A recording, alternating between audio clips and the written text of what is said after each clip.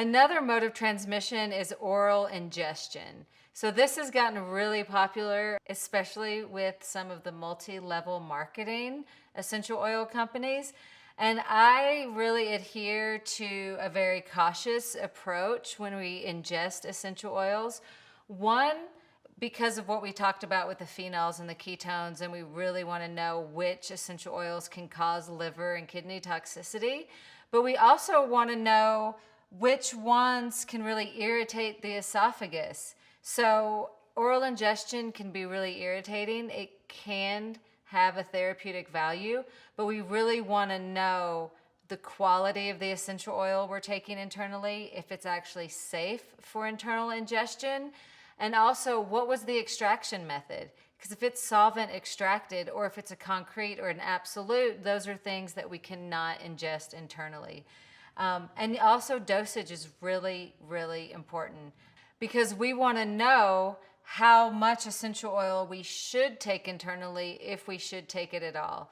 If you are going to ingest essential oils, remember that they're lipolytic, which means they are fat loving. So a lot of people will say, oh, just put a drop of peppermint essential oil in your water if you have an upset stomach.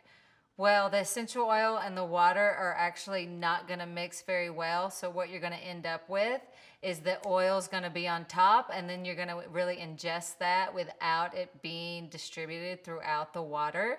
So you would rather take a little bit of peppermint essential oil in a little bit of coconut oil or something fatty, because then it's going to evenly distribute throughout the fat. Another way to get the essential oils is actual topical application. And so these are absorbed readily through the skin. You definitely want to use a carrier oil. You don't want to use it, for the most part, you don't want to use an undiluted essential oil on the skin. And you also want to remember that a lot of these are extremely irritating to the mucous membranes. So if you're doing massage or you're working with someone and you have oils on your hand, you don't want to touch your eye, you don't want to touch your lips. Even going to the bathroom, sometimes you may want to be really careful, because you don't want to touch sensitive mucous membrane areas. Some topical applications are oils, liniments, salts, salves, lotions, and even perfumes. For us acupuncturists and body workers, we really like to use essential oils on acupressure points and on along the meridian flow. So some good points, if you do want to work with essential oils in that matter, is putting essential oils with the carrier oil on the yuan source points. And typically those are around the wrist and the ankles, just to kind of give you kind of an idea. If you don't know what a yuan source point is, they're usually located by the bony areas.